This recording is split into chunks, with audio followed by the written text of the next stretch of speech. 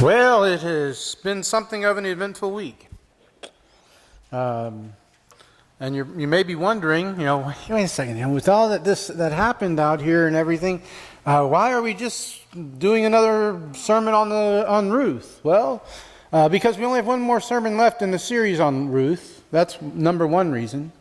Number two reason is because we need to take time to process the things that have happened and all. And next week we're going to talk a little bit about the events of this past Monday morning very early and the things that happened there.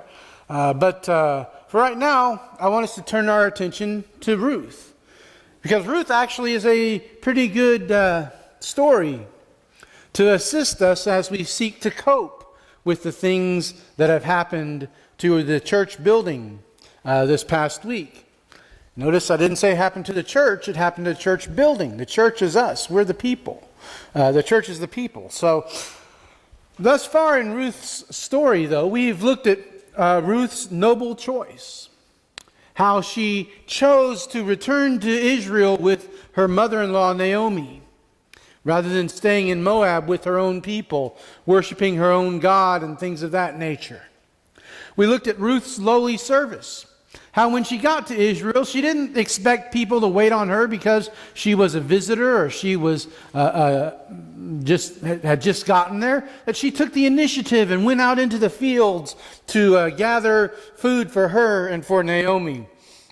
And then last week we looked at Ruth's tender plea that she makes to Boaz while they are on the threshing floor to spread the corner of the garment over me and all. And noteworthy throughout this entire story is that Ruth has had these tragedies happen to her. Her husband has died, and then she made the choice to pack up everything and leave her homeland and go back with her mother-in-law. And they're not wealthy or anything, and they're poor, and they have to go into the fields and follow after the harvesters to pick up grain. And noteworthy is how God and His hand was on the entire story. That it wasn't all good, it wasn't all happy, it wasn't all sunshine and rainbows, we might say. But that God had a hand in the things that happened. And that God had a plan as well. And so, this brings us to the fourth and final chapter of Ruth. We see how Boaz fulfills Ruth's marital joy. Ruth is returned to Naomi after leaving the threshing floor. And she tells her about how things had gone and everything. And all. And Boaz then, as chapter 4 begins, starts to fulfill the promise he made to Ruth on the threshing floor earlier that morning to not rest until the matter was settled. And in Ruth chapter 4, we read, "Now Boaz had gone up to the gate and sat down there. And behold, the Redeemer of whom Boaz had spoken came by. So Boaz said, 'Turn aside, friend, sit down here.' And he turned aside and sat down. And he took 10 men of the elders of the city and said, 'Sit down here.' So they sat down. Then he said to the Redeemer, 'Naomi, who has come back from the country of Moab, is selling the parcel of land that belonged to our relative Elimelech. So I thought I would tell you of it and say, in the presence of those sitting here and in the presence of the elders of my people, if you will redeem it, redeem it. But if you will not, tell me that I may know, for there is no one besides you to redeem it, and I come after you.' And he said, 'I will redeem it.'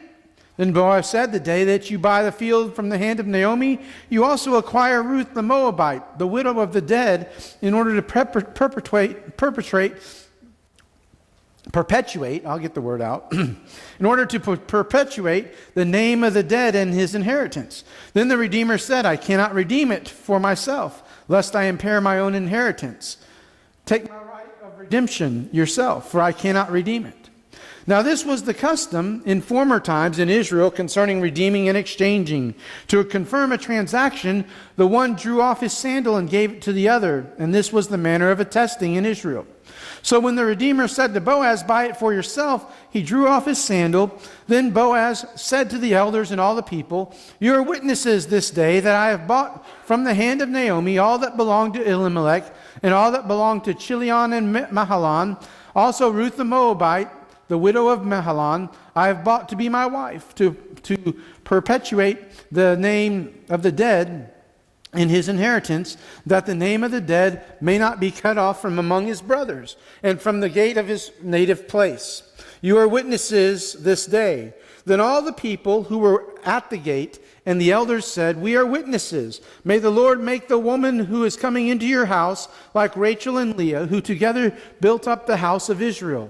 May you act worthily in Ephrathah, and be renowned in Bethlehem. And may your house be like the house of Perez, whom Tamar bore to Judah, because of the offspring that the Lord will give you by this young woman." So Boaz took Ruth, and she became his wife. And he went into her, and the Lord gave her conception, and she bore a son. The women said to Naomi, "Blessed be the Lord, who has not left you this day without a redeemer, and may his name be renowned in Israel.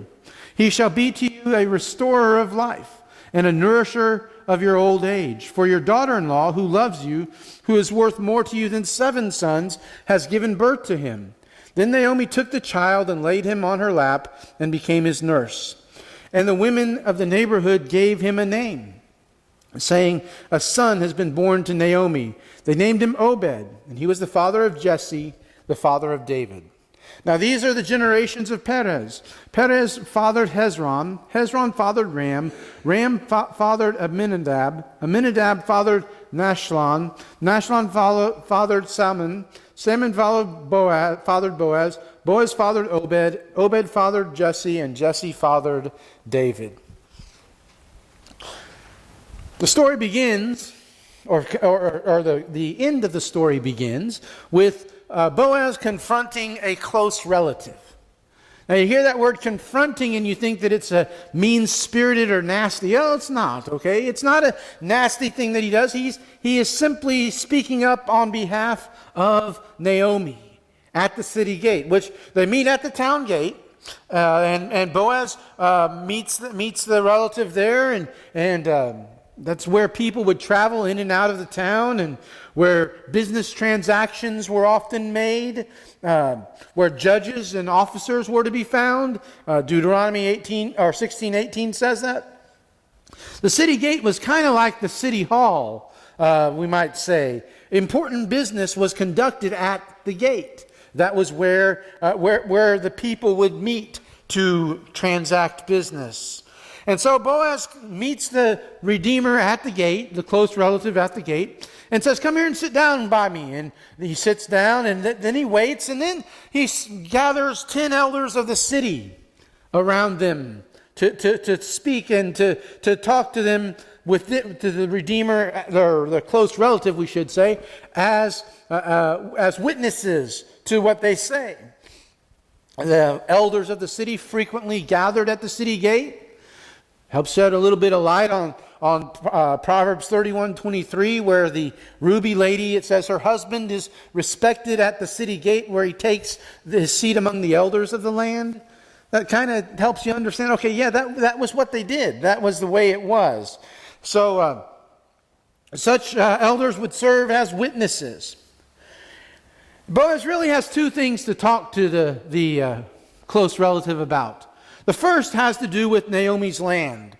Now, regarding Naomi's land, Elimelech had owned some land, Naomi's husband. Of course, when Naomi and Elimelech and their sons Mahlon and Chilion went off to Moab during the famine, Elimelech died in Moab. So did Mahlon and Chilion. And so when they come back, Ruth and Naomi are fairly destitute. And so Naomi had sold land which belonged to her husband. Some translations, like the ESV here, the NIV, New American Standard, among others, make it seem not that she had already sold it, but that she was planning to sell it. And that as she was planning to sell it, they had mentioned it to Boaz, and Boaz, excuse me. And so Boaz is bringing it to a nearer relative. It was very important that land stay in the family.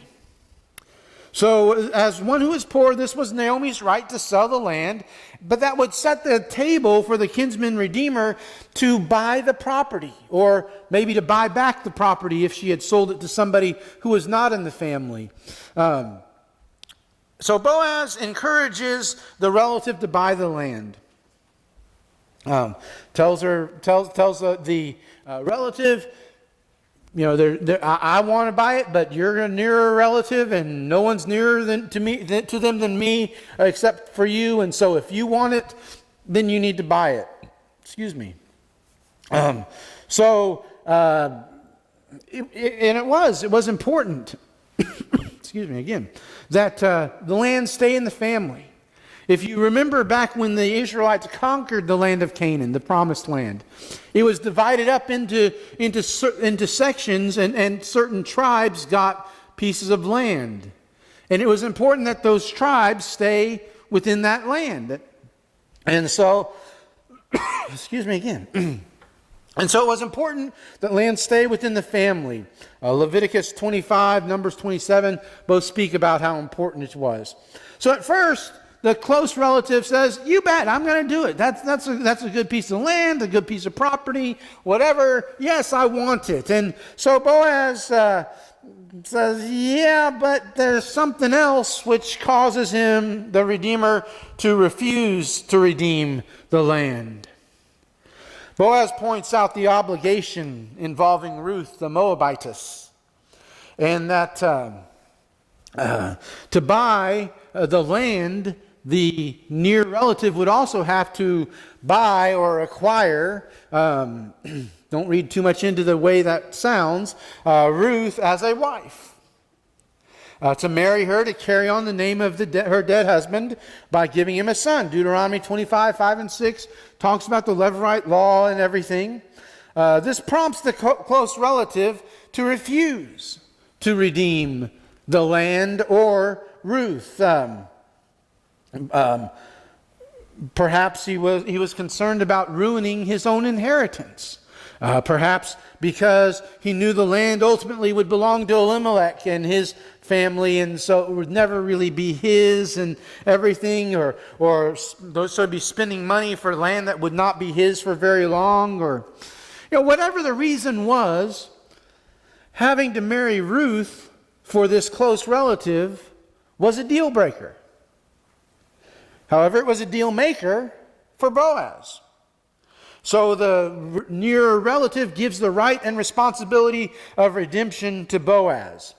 So with that refusal of redemption by the close relative, Boaz is able to redeem both Naomi and Ruth. Two parts to it. The first has to do with redeeming Naomi, and more specifically Naomi's land. So let's look for a moment at the transaction for Naomi's land, because it's kind of an interesting scenario here that happens. It was confirmed by the removal of a sandal, verses 7 and 8 tell us. Verse 7, though, also tells us this was a custom in earlier times. So apparently when the book of Ruth was written, it wasn't the custom anymore. The whole taking off of a sandal and everything. Possibly, though, this could be traced to the practice of taking possession of land by walking on the soil of the land being claimed. And so if you were to buy land from me and I gave you my shoe or my sandal, and then you would put it on your foot, and then you would be walking on the land that you had bought from me, because that sandal had walked on the land. But it's somewhat similar to another custom involving the removal of a sandal.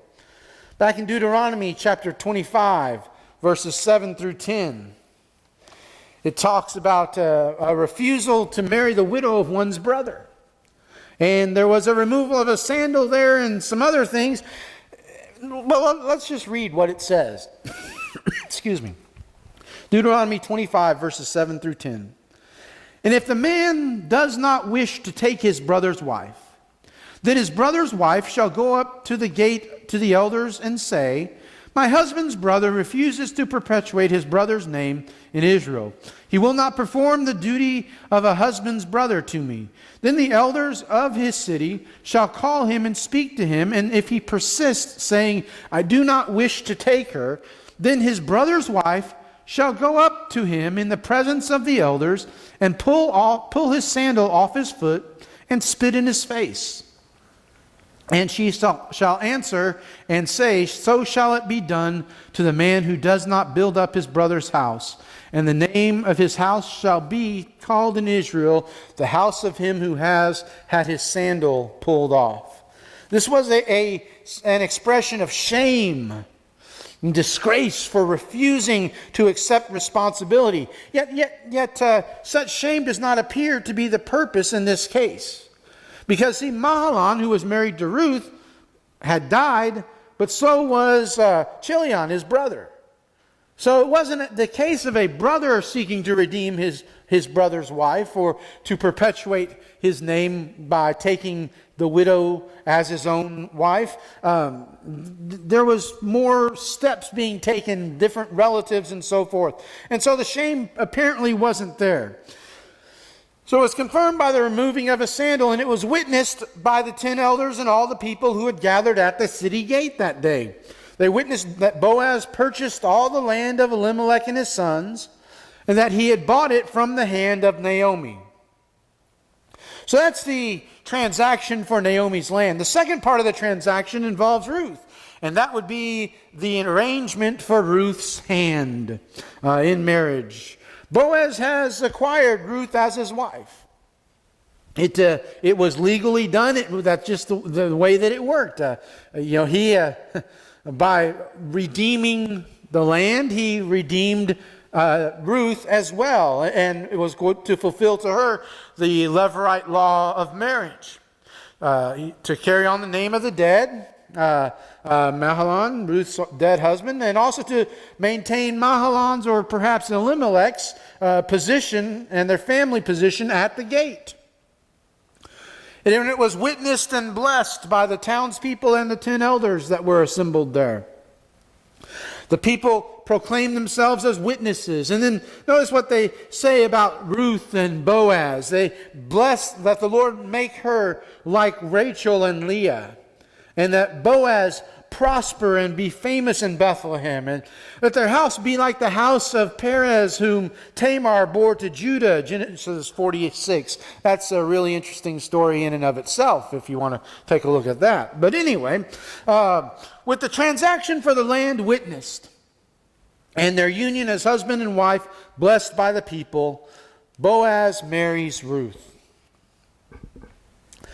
And they have a child, and that son's name is Obed.